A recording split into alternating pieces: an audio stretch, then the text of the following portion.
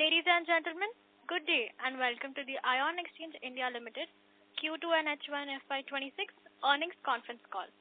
As a reminder, all participant lines will be in the listen-only mode and there will be an opportunity for you to ask questions after the presentation concludes. Should you need assistance during the conference call, please signal an operator by pressing star, then 0 on your touchtone phone. Please note that this call is being recorded. I now hand the conference over to Ms. Purvangi Jain from Valorem Advisors. Thank you and over to you, ma'am. Good afternoon, everyone, and a warm welcome to you all. My name is Purvangi Jain from Valorem Advisors. We represent the investor relations of Ion Exchange India Limited. On behalf of the company and Valorem Advisors, I would like to thank you all for participating in the company's earnings conference call for the second quarter and first half of the financial year 2026. Before we begin, let me mention a short cautionary statement. Some of the statements made in today's earnings call may be forward-looking in nature. Such forward-looking statements are subject to risk and uncertainty, which could cause actual results to differ from those anticipated. Such statements are based on management's belief as well as assumptions made by and information currently available to the management. Audiences are cautioned not to place any undue reliance on these forward-looking statements in making any investment decisions. The purpose of today's earnings call is purely to educate and bring awareness about the company's fundamental business and financial quarter under review. Let me now introduce you to the management participating with us in today's earnings call and hand it over to them for their opening remarks. We have with us Mr. Ankur Patni, Vice Chairman, Mr. Indraneel Dutt, Managing Director and CEO, Mr. Vasant Naik, Group Chief Financial Officer, and Ms. Nikisha Solanki, Company Secretary. Without any delay, I request Mr. Vasant Naik to start with his opening remarks. Thank you and over to you, sir. Thank you, Purvangi. Good afternoon, everybody. It is a pleasure to welcome you all to the earnings conference call for the second quarter and first half of financial year 2026. For the second quarter under review on a consolidated basis, the operations normalized with the completion of migration to the SAP environment, and the company reported an operating income of INR 7,339 million, an increase of around 14% year-on-year. The EBITDA stood at INR 685 million, which is largely on the same line year-on-year. The EBITDA margin stood at 9.33%, and net profit was INR 499 million, a decline slightly by 1.4% year-on-year, while the PAT margin was 6.8%. For the first half of financial year 2026, the company reported operating income of INR 13,171 million, an increase of 9% year-on-year. The EBITDA stood at INR 1,310 million, down 1% year-on-year. The EBITDA margin stood at 9.95% and net profit was INR 984 million, an increase of 3% year-on-year, while the PAT margin was around 7.47%. Now let me take you through the quarterly segmental performance on a consolidated basis. In the engineering division, the revenue for the quarter was INR 4,562 million, an increase of 16% year-on-year. The segment's EBIT was INR 224 million, decline of 5% year-on-year. The inquiry bank has remained steady and we witnessed a sequential increase in order flow during the quarter, driven primarily by medium-sized opportunities. We also secured a few orders in ultra-pure and high-purity water projects within the solar and pharmaceutical segments and continue to actively pursue additional opportunities in these areas. Our services division recorded strong growth during the quarter, supported by the acquisition of several high-value long-term O&M contracts. Execution activity picked up pace during the quarter in the industrial segment, resulting in both sequential and year-on-year improvement in turnover. However, execution of the UP Jal Nigam order remained muted during the quarter. Regarding the Sri Lanka project, with the resumption of funding by the customer, and with their satisfaction with the company's ongoing progress of work, we are now expediting the completion of the contract. Margins during the quarter were impacted primarily by elevated infrastructure costs. These were planned investment to support higher future volumes, as well as the continuing effect of a legacy project that has influenced the margins for the period.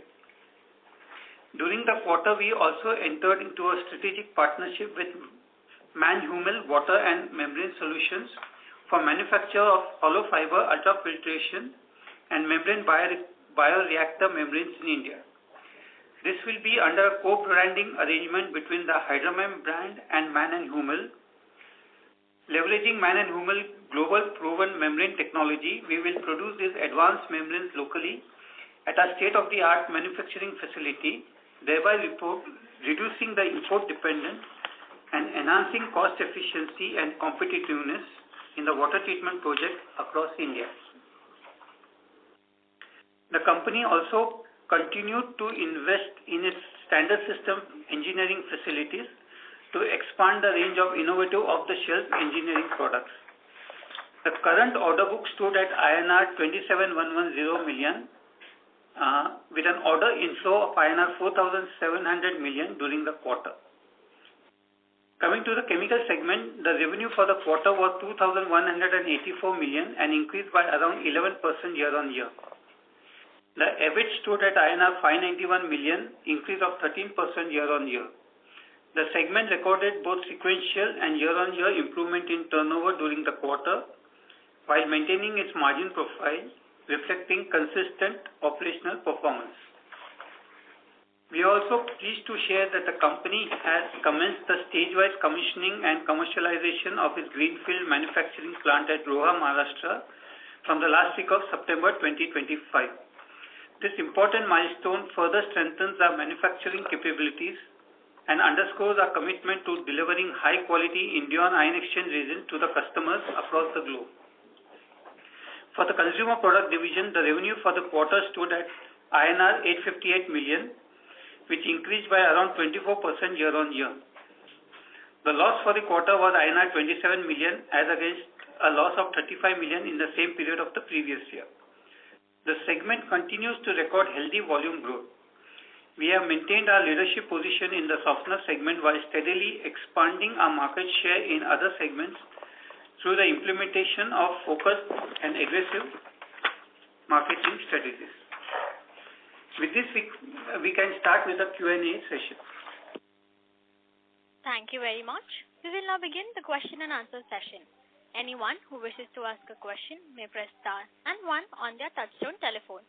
If you wish to remove yourself from the question queue, you may press star and 2. Participants are requested to use handsets while asking a question. Ladies and gentlemen, we will wait for a moment while the question queue assembles.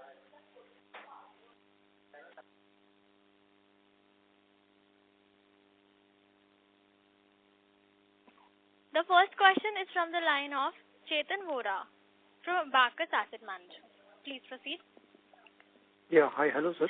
So on the engineering front, we saw the execution picking up at 18% growth rate, but whereas the margins were like all-time low at 4.8%, how should we understand these two situations wherein the execution has improved but the margins have been like, going lower and lower, and these margins were like never heard of?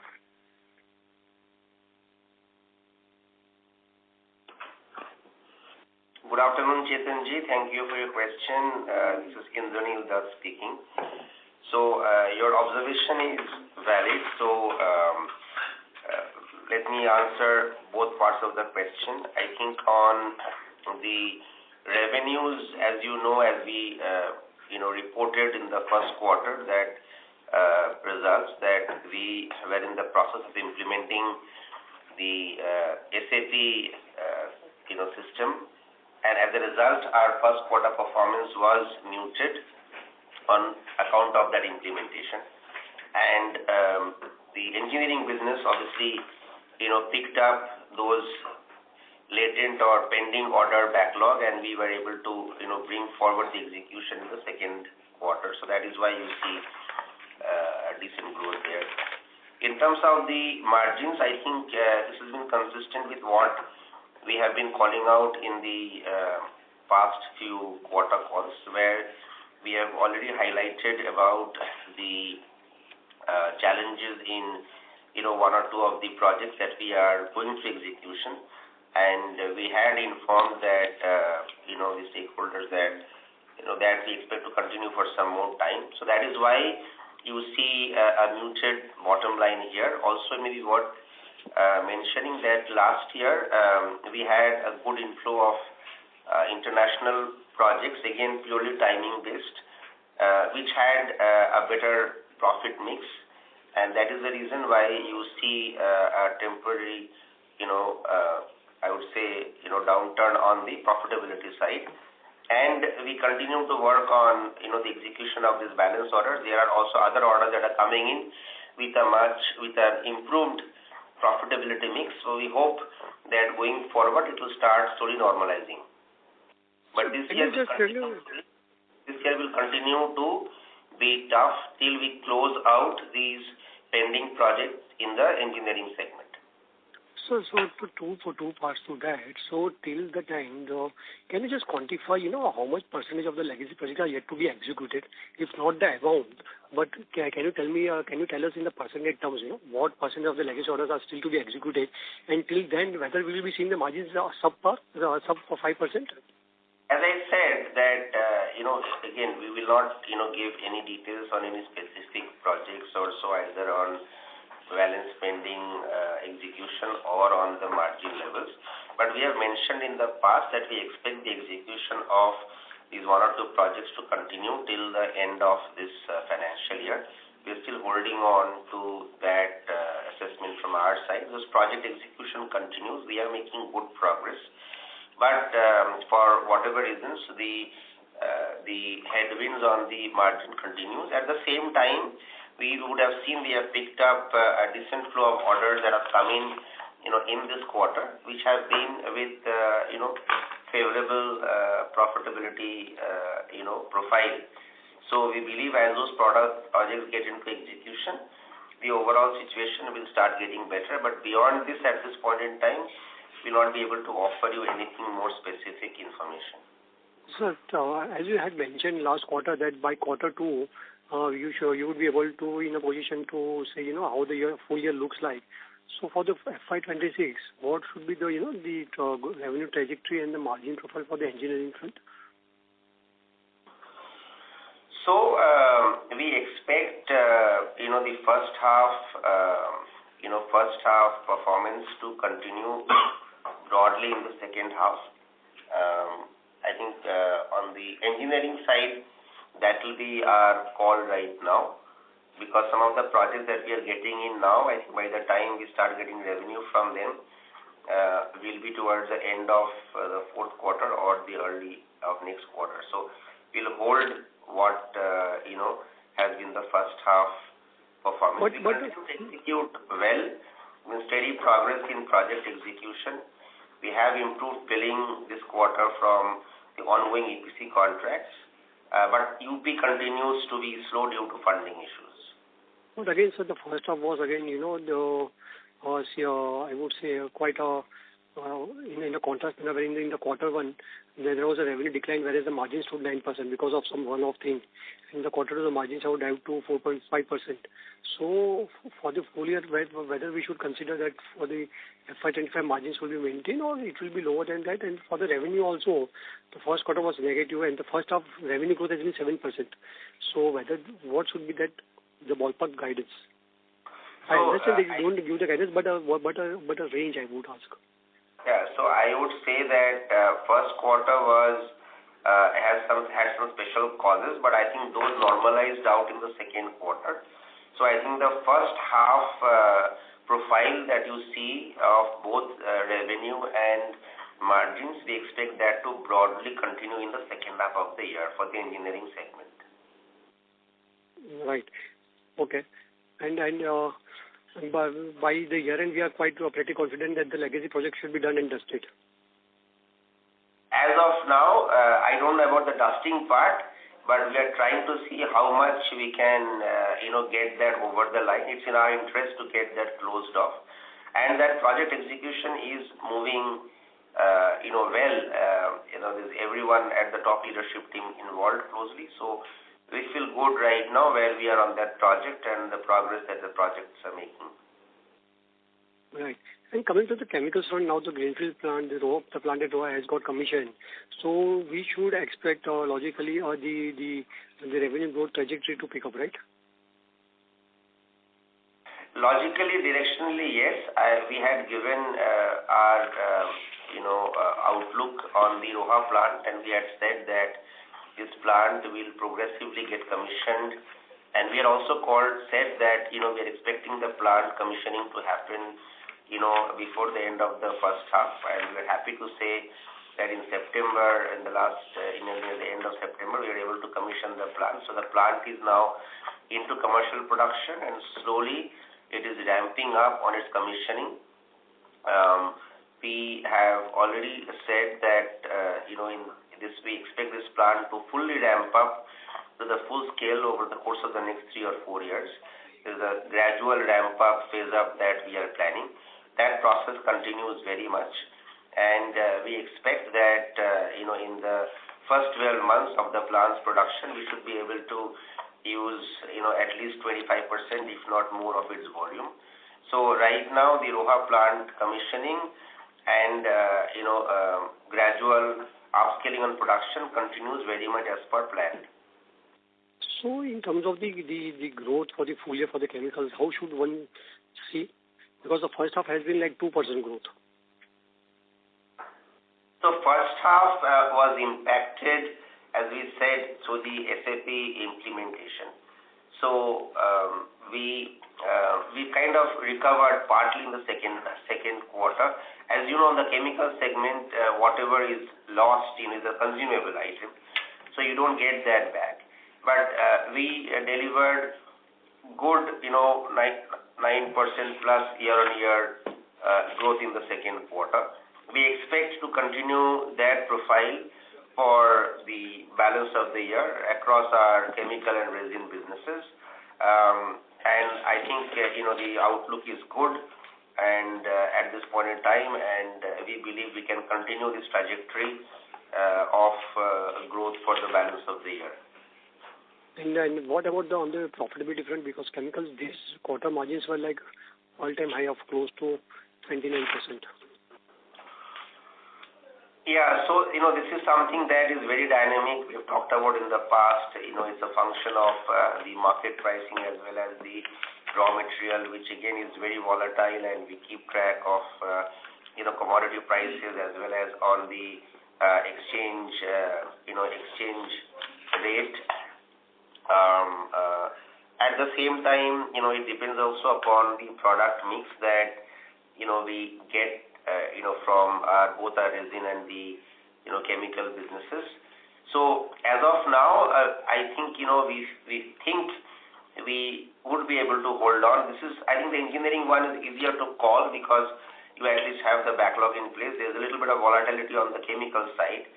So I would hesitate to say that we will, maintain these levels, but our efforts in the past has been, and overall I think the company has been broadly successful in holding on to these levels of margin performance. But, it's still a very dynamic situation, and I would just, be conservative and cautious that we continue to watch out for the market scenarios and try to do our best to ensure we are able to continue giving the same rate of returns on the business. All right, sir. And how much in total we would have incurred on Roha plant? Sorry to interrupt, Mr. Chetan. Yes, sir, ma'am, this is the last question. How much we would have incurred for the Roha plant in total? We have indicated in the past that our total capex on the Roha plant is in the region of 425 crores roughly. So we are in the region of that level only as of now. Okay, thank you, sir. Yeah. Thank you. The next question is from the line of Ruchit Agarwal from Unifi Mutual Fund. Please proceed. Yes, hi sir. Sir, a question on the consumer product business. Last 2 quarters, we've shown good growth in the segment. Can you help us understand what are the levers driving this segment and what is the kind of break-even timeline that we're looking at? And also, if you would reiterate the timeline on the 500 crore guidance for the segment. Thank you for the question. So for the consumer products division, I think it's a very, very big market that we are playing in, and we believe that there is enough for us to still go and get share from the market. We have strong confidence in our product portfolios, some of which are market leaders in their own areas, and I think it's been I would say a consistent journey of gaining more customer share, executing well, servicing customers well. Our service contracts also are increasing quarter on quarter, and I think it's also we are investing in our brand promotions. You will possibly hear us on some of the FM channels. You will hear us in some of our Bharat Ka Pani advertisements that we have launched. So all of that I think is resonating with our customer base. We continue to also launch products in the healthier side of the spectrum with alkaline water, hydrogen water. Those also are showing good response from the market. We're also expanding geographically to neighboring markets like Nepal, where again I think we are seeing positive encouraging response and acceptance. So it's a massive market. We are still a very small player, and I think there is enough headroom for us to grow. The team's very strong, very motivated. The product's good. We're coming out with new product lines, and I think we see continued growth. The segment is growing. On your question on when we go to 500 crores, we typically do not give any guidance on such figures, but this is one of the strong performing businesses in the portfolio because driven by consumer demand, consumer growth, and I think we see that continuing for us in the future. And sir, anything on the break-even timeline for the segment? See, the team is working towards growing this business. I don't think it's as much, it's a break-even question here. I think we are plowing all the money generated back into the business in terms of gaining share, promotional activities. We are getting into more channels to market, e-tailers. We are on, large stores. So I think for us, it's all about, gaining share and increasing our market presence. So I don't think there's really a big concern from the break-even standpoint. We are reinvesting back. We could easily take profits out of that business, but it's about 10% of the company. So we're choosing to reinvest the profits back into the business to grow the business further. Sir, a question on the engineering segment. We've seen the two projects in UP and Sri Lanka contribute about 10 to 12% of our revenues this quarter. And as you mentioned that it had impacted margins as well. Can you brief us more on that as to how they have impacted the margins and a little bit more color on how the elevated infra costs have come through for the quarter? So, we don't give any specific, give any specific views on how a specific project has moved. So I think Sri Lanka is a good story for us. We have, reached more than 90% of execution on that project. We continue to see good fund flow coming in on the project, and I think, we are close towards finishing off the balance of the project as well. We've got tremendous amount of goodwill by the way the Sri Lanka job has been executed. I think we are on track with respect to our receivables and collections and all of that. So that's, I think, definitely one of our, I would say, marquee projects that the company has done and, helped us to gain, strong confidence, in an international country. In terms of UP, we continue to be mobilized in the respective locations where we are doing these jobs. The fund flow, as we have mentioned in the past, has been slower than expectation. However, we continue to execute on those projects. We do have an outstanding that we are also consciously managing, and we believe that these projects will pick up in the quarters to come. So I think UP, the status remains broadly similar to our last quarter's conversation. Apart from that, there are other projects that we continue to go through. Some of them, we are in the process of concluding, and there are new projects, as we said, about 470 crores worth of orders we have closed in the last quarter that we will get into the execution mode in some time. And question on the when can we expect the balance capacity to commission?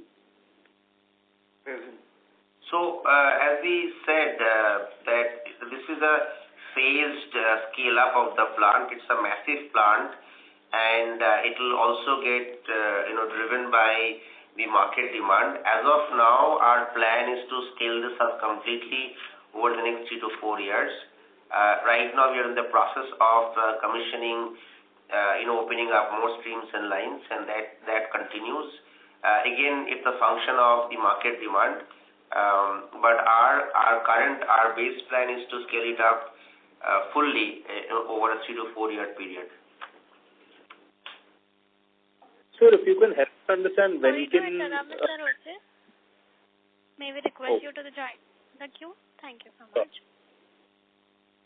The next question is from the line of Deepak from Sundaram Mutual Fund. Please proceed. Yeah, thank you for the opportunity. Am I audible? Yes. Yeah, hi sir. So sir, first question is in our the strategic partnership which you have mentioned in the presentation of man and human water membranes. So could you just elaborate on this opportunity, because we are talking about producing it locally, so it's in form of import substitution for us. I just wanted to understand what was the, let's say, quantum of import of this man and human membrane solutions or components in India, let's say in FY25, and how well are they penetrated in, let's say, Indian water treatment solution, and what are the primary applications which it goes into? So this particular collaboration is happening on the membrane product line, which is a part of our engineering segment. Our company has been, actively investing in the membrane portfolio, and we currently have product lines in reverse osmosis or RO, both in brackish water, seawater, fouling resistant membranes. We have offerings in ultrafiltration membranes, both technologies of polyethersulfone and polyvinyl difluoride. We have nanofiltration membranes that we offer in the marketplace. So this particular collaboration is an effort to further expand and complete the full range of membrane offerings in the global market. Along with our reverse osmosis, nanofiltration and ultrafiltration membranes, what this technology partnership gives us is access to top-of-the-line technologies in the area of membrane bioreactor, which is largely used in wastewater applications, as well as in hot sanitizable RO, which is of use in the biopharma applications, and also gives us some additional technology in the ultrafiltration range. Now, in the ultrafiltration range, we have already been present in the market, but this is a technology that definitely allows us to compete with the very best in the world. And this partnership will allow us to get to be the sole partner for man and human in the domestic market. It also allows us to take this technology to the rest of the world as well in the markets that we play in. It also allows man and human to use our state-of-the-art manufacturing facilities to manufacture these membranes and other ranges for their global consumption. So we see this to be a win-win situation of two globally well-known reputed brands coming together, leveraging the technology, leveraging the low-cost country presence in India of ion exchange is in a segment that the company is investing into, and this will help both these companies expand their respective global presence. Okay. And so would this investment to manufacture this, would it be under a JV route? Means, and how much capex would be required and how much do we plan to spend, let's say, in the next 2 to 3 years? And what is the revenue potential from this venture? So this is not going to be a JV route. This is more of a technology licensing that we are doing with Man and Humel. This will be manufactured in ion exchanges manufacturing plants that are in the state of Goa.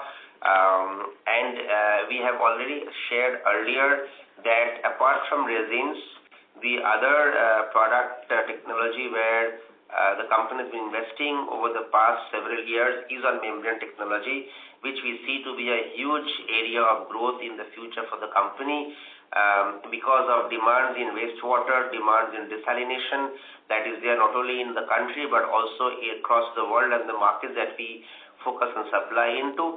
So this is very much a part of our strategy. This is not going to be a JV, it's going to be a technology sharing where we will leverage that technology and the knowledge combined with our current knowledge of that technology and make those products cater to the Indian market exclusively for Man and Humel, and also take this technology and the products for ion exchange customers globally, and also offer Man and Humel a manufacturing location where they can manufacture these membranes and also cater to the global market.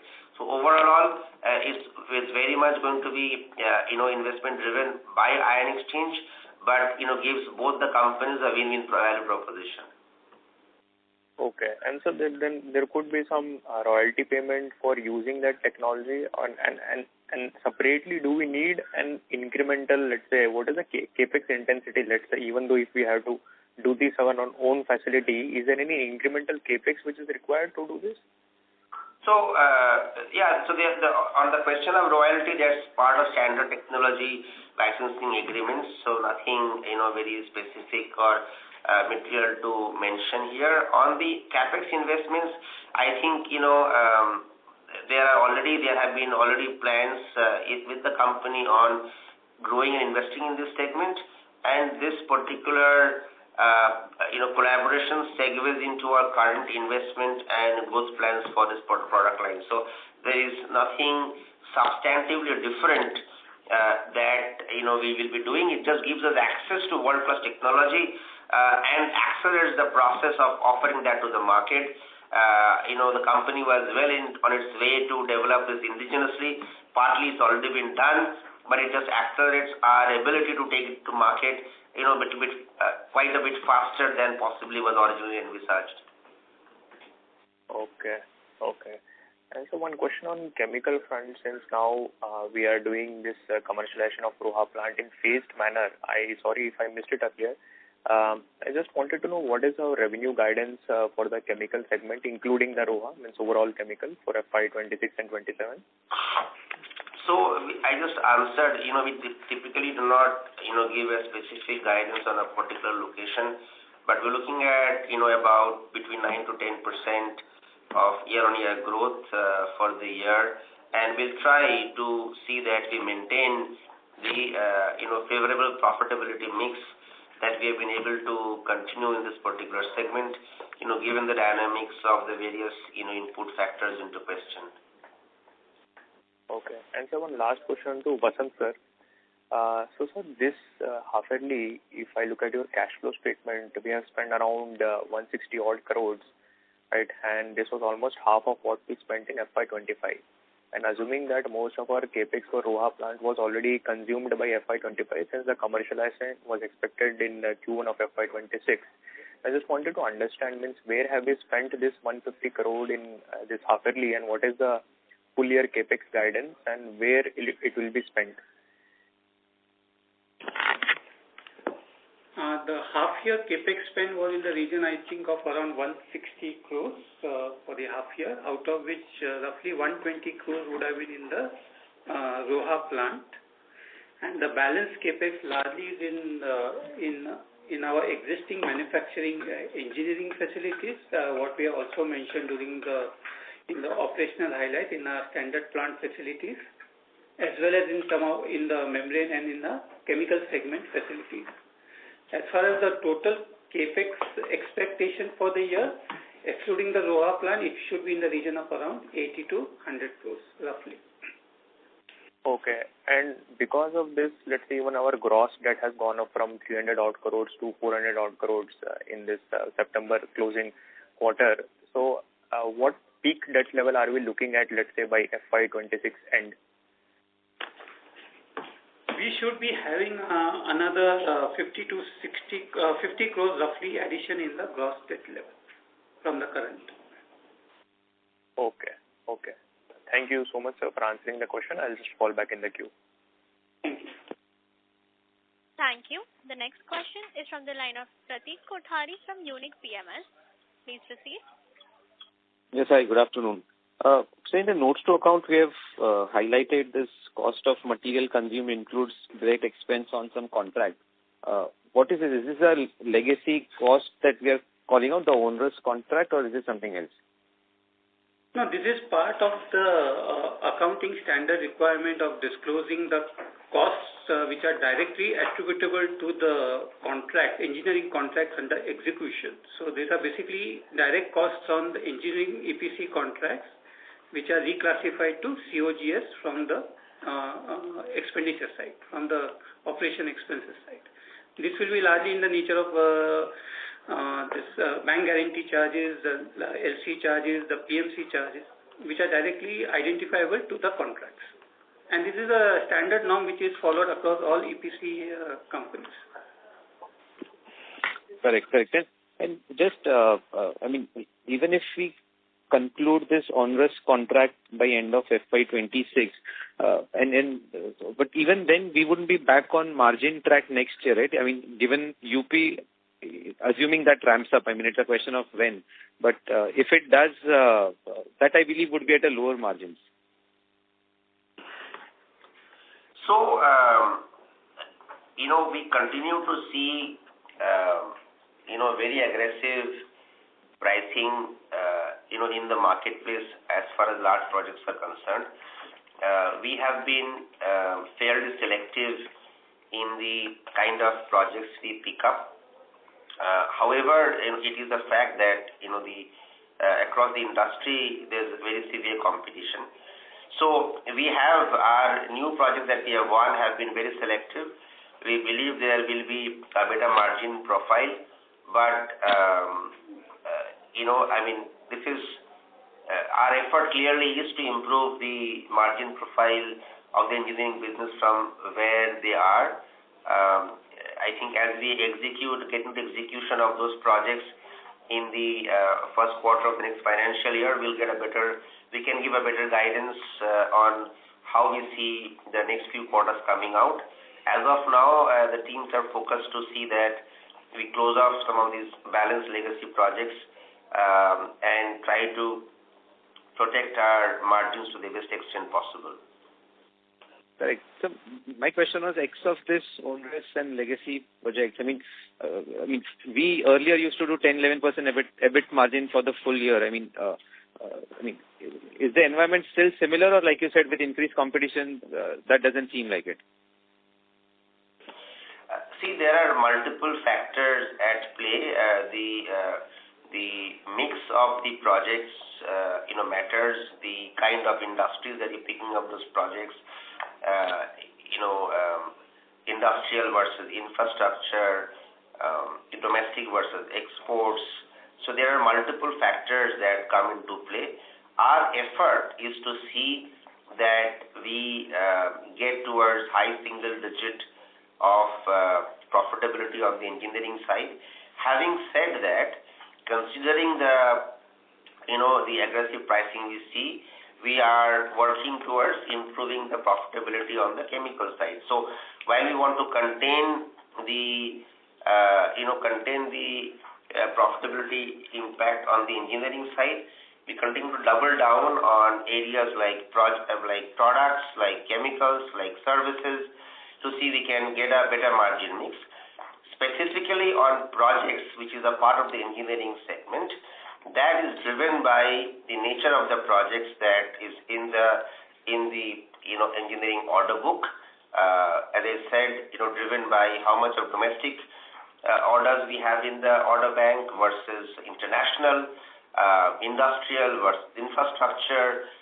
All of those play a role, water versus wastewater, all of those play a role to be able to decide. So the composition and the profile of the profitability, what I'm trying to say, will vary or varies based on the mix of the order bank.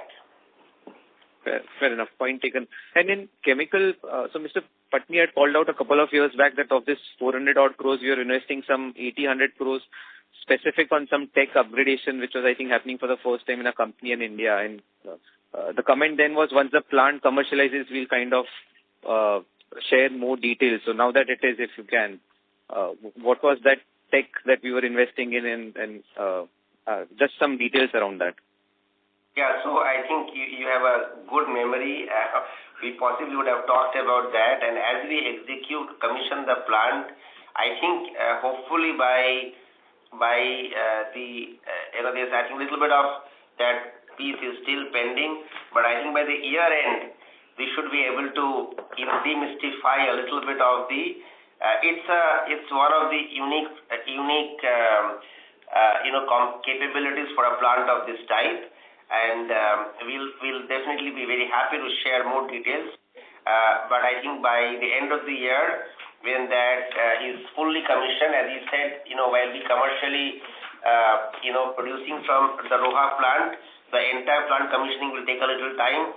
This particular part of the project is towards the end of the commissioning phase, which we expect to be over in the fourth quarter.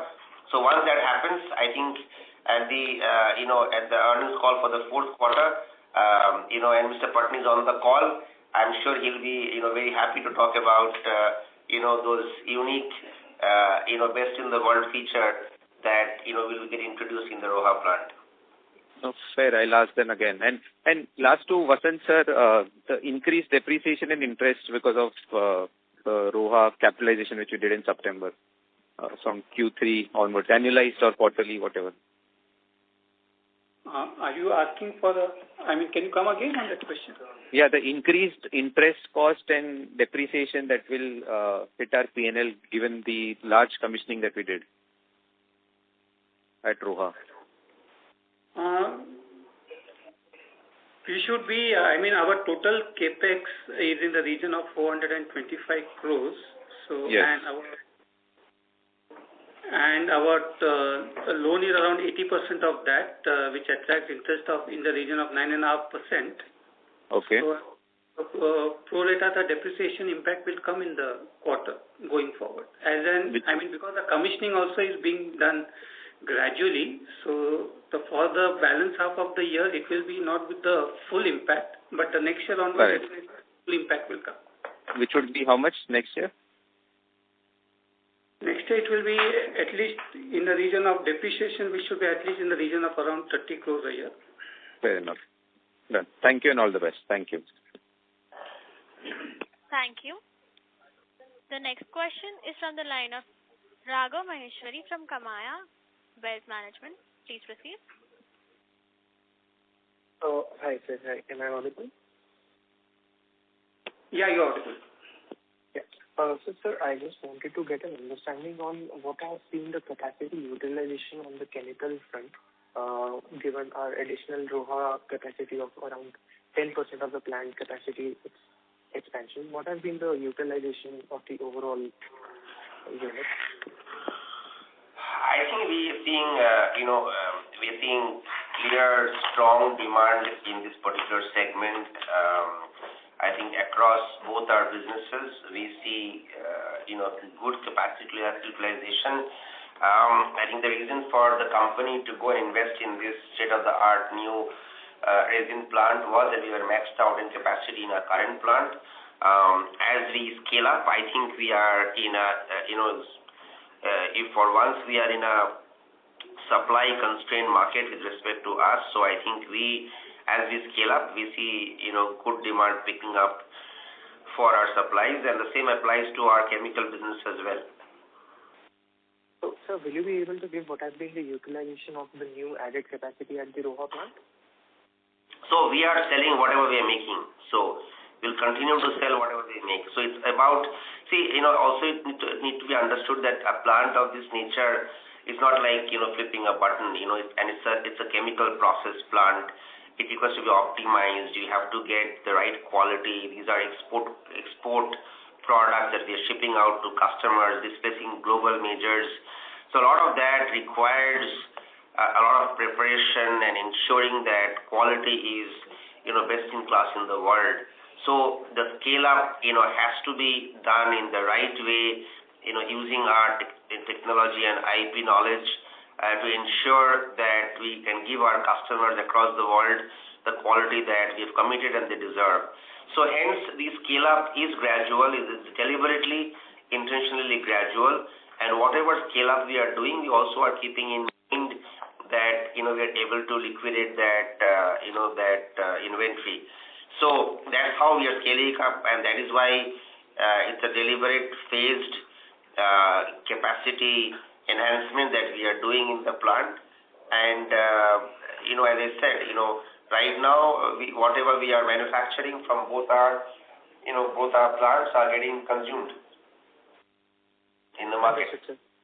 And sir, by the end of Sorry to interrupt, FY26... Mr. Raga. May we request you to join the queue, as there are other several participants waiting.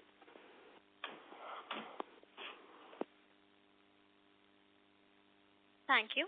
The next question is from the line of Saket Kapoor from Kapoor & Company. Please proceed.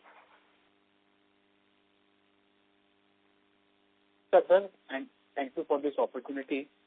Sir, hope I'm audible. Yes, you're audible, sir. Yes, sir. Sir, we look at the capital work in progress closing balance at 200 crore. So all these are pertaining to the Roha facility only, or since we have capitalized on the project, if you could just clarify once again, what does this 200 crore balance attribute to? No, we have capitalized the Roha plant partially to the extent we have been able to commercialize the streams. So a balance of the plant is still lying in the capital work in progress, and the large part of the capital work in progress balance which you just mentioned is related to the Roha plant only, and that should get capitalized over the next few months, and before the year end we should have the entire plant as capitalized. Okay. And with respect to the bid pipeline, I think some number was mentioned, sir, in the presentation. I'm just missing it about the order book bid pipeline. Can you give some color on our win ratio and by when will these bid pipelines get converted? So for the end of the year or for the H2, what kind of order wins are we looking forward for the engineering segment? So our current bid pipeline stands at approximately 9,011 crores. The majority of the opportunities originate from the private sector and the public sector undertakings. The government and the infrastructure segment is a small part of this pipeline. In the last quarter that closed, as we already announced, the order inflow from engineering projects has been 470 crores. So this has been, better than our first quarter booking because a lot of it is driven by timelines. We expect about a 15 to 20% win rate on this project. That's what we try to go for. As we have said already earlier, we are very selective, in terms of the projects we pick up. Also, driven by our experience of some of these legacy projects that we are trying to close. We continue to pursue opportunities in India and abroad. There are multiple projects, both small and large, which are under negotiation and discussions both in India and abroad. And as and when they are all driven by timelines and the customer requirements of closing those, as and when anything material closes, we'll be happy to share that with the investor community. The engineering business continues to see good growth, promising growth. There are opportunities everywhere in both water, wastewater, and desalination. ultra pure water, high purity water that we continue to look at across both domestic as well as the international markets. And there are other emerging sectors which also are coming up in terms of electronics, semiconductors, solar, data centers. That's also something that we would want to pursue going forward. So to answer your question, 470 crores last quarter orders booked, 9,011 crores of active order bank, and about 15-20% of win ratio. And we continue to see strong demand and opportunities that we are pursuing both in India and abroad. Okay, and this order should be closing, the 9,000 books should close by March 26th, sir? Since the bids are open by now, that should be the opportunity. No, so they will, some will close, some will spill over to next year. We expect some decisions to be made, so they will go out of the funnel. We are actively working in all these areas to bring more opportunities into the funnel. It's a continuous process. If you look, our engineering order bank has remained in that 8,000 to 9,000 crores for the past several years, and we offer banks. So we continue to track, and in fact, some of these focus markets, we want to see if we can grow that offer bank as well. Okay. And one small point, sir, regarding our one acquisition of Maple, I think so from foreign subsidiary company we have acquired. How have been the performance of the same? And I think so we were carrying some debt also on the books of the company. So how have the debt repayment been with respect to the same? So So I think the overall performance has been good and as per expectations, as per the original acquisition plan that was made and the white paper that we had put in place at that point in time. There were some debt on the books, and we continue to work towards paying them off. I think the teams are now fully trained on our product lines. We are leveraging their local presence by and their relationships locally to promote the ion exchange product portfolio. We're using that to be the base of our South Europe operations and looking at both Portugal, Spain, and neighboring markets. And we continue to look at that business to be the springboard for the company's growth in the overall European continent. Okay. Any revenue number you can share, sir? I'll join the queue now. We would not share specific, subsidiary numbers. I think. So that is in the trading space. Yeah, sir. That is in the trading space or in the manufacturing? Yeah, please. So right now we don't manufacture there. It's largely our products coming from our existing manufacturing facilities. But going forward, yes, we do have plans of some strategic manufacturing, leveraging the infrastructure and the location there. Right now, no, but in the future, yes. Okay. Thank you, sir. I join the queue and all the best. Thank you. Thank you. The next question is from the line of Kishore Kumar from Unifi Capital. Please proceed. Thank you, sir. My question is on the Roha plant commissioning. Sorry if you had answered this already. We had commissioned around 10% of the expansion. When are we planning to commission the remaining? Can we expect the remaining to be commissioned by end of this year, gradually?